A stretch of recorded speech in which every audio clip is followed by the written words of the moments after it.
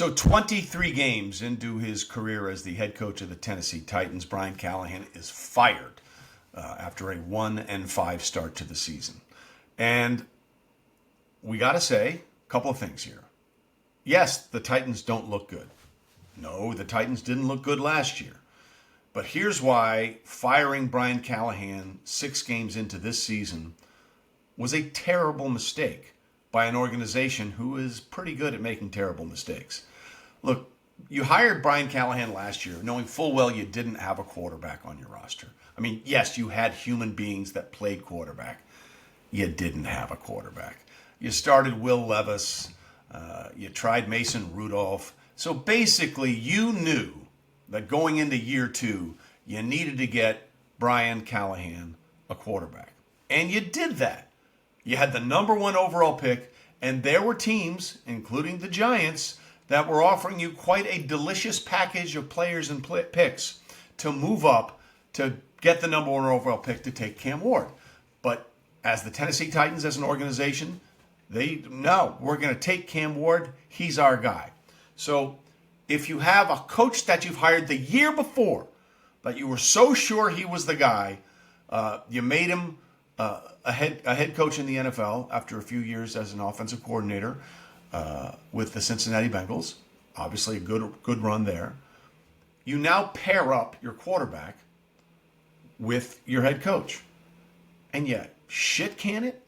6 games in? This is not really a Brian Callahan problem, nor is it a Cam Ward problem. It's a Tennessee Titans problem.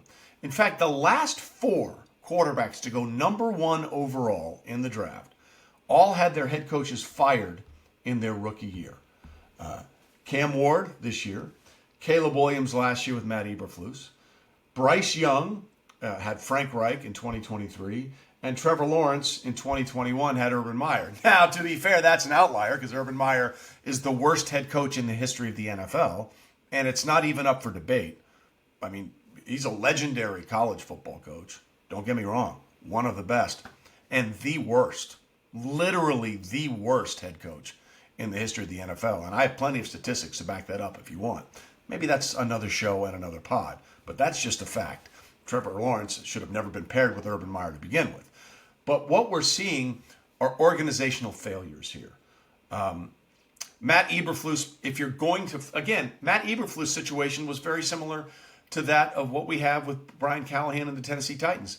If you're going to bring him back, that's the mistake. If you don't like him, fire him before you draft the quarterback for him to work with, right?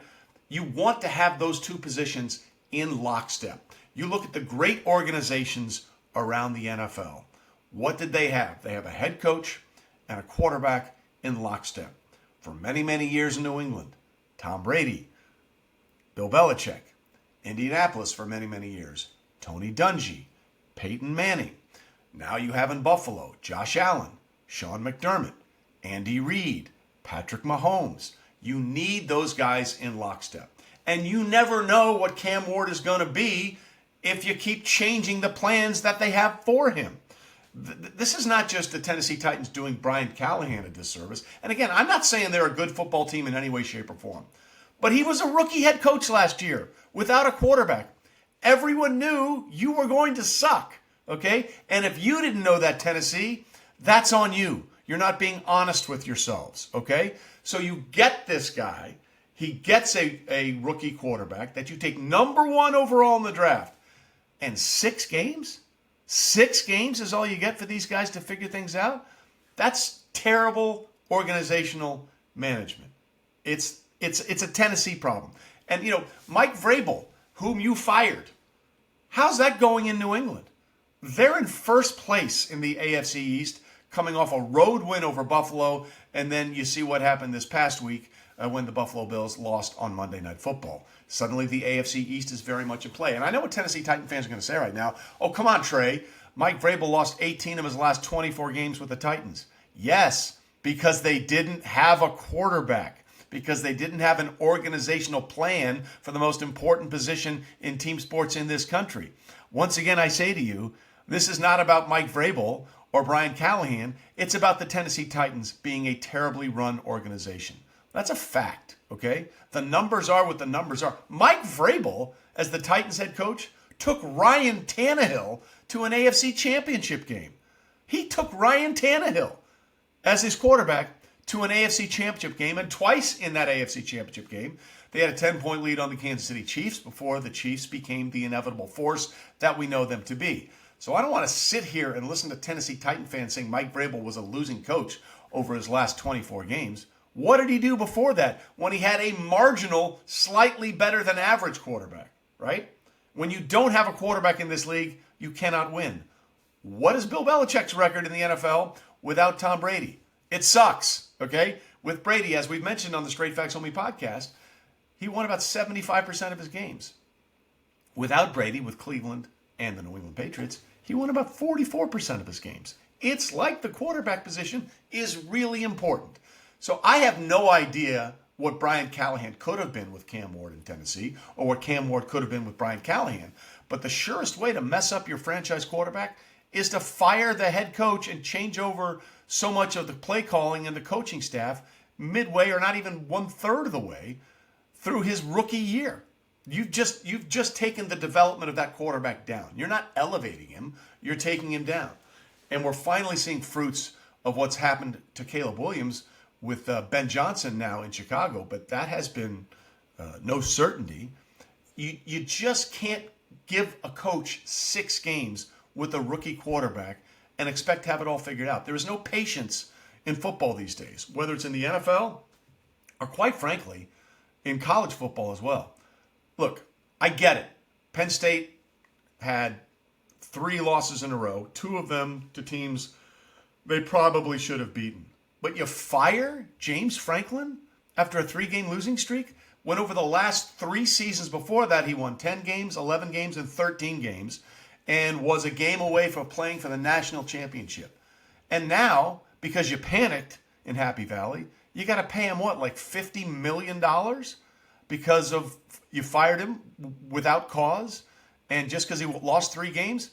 That's a panic level at Penn State, similar to what we're seeing so often in the NFL. And look, we've seen these quarterbacks go other places outside the organization where they drafted them and have success. We're seeing it with Daniel Jones right now. We've seen it with Baker Mayfield. We've seen it with Sam Darnold. Geno Smith reclaimed his career in Seattle. The league is filled with quarterbacks who went from a bad situation to a slightly more stable situation. And amazingly, what happened? They got a lot better at quarterback, right? So this to me about what Tennessee did. And again, I want to be 100% clear. They're not a good football team. But that doesn't mean they can't become a good football team.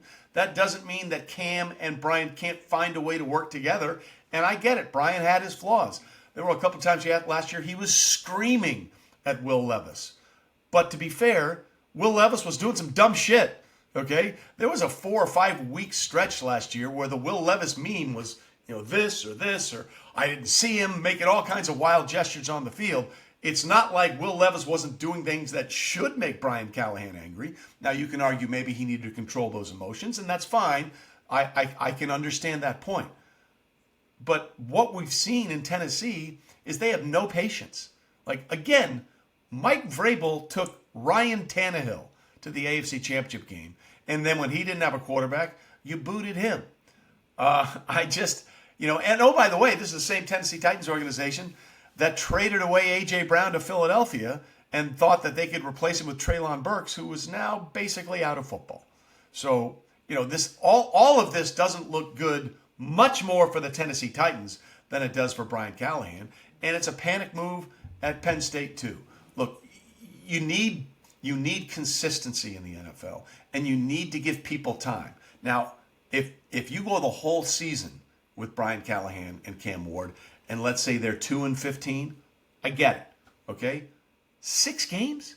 There is no way 6 games is enough time to judge a quarterback coming off his rookie season, or a head coach coming off his first year as a head coach, then pairing him with a rookie quarterback taken number 1 overall. But again, not like some of these other number 1 overall picks that a lot of people were surefire going to be as good as they could possibly be. Cam Ward was the number 1 quarterback taken in a draft that was okay when it came to quarterback play.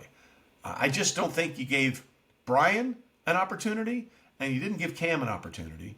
And if I'm looking to point the blame somewhere for what happened in Tennessee, it is absolutely at the organization more than the player or the coach, because I've seen what the Titans have done before. And that's straight facts, homie.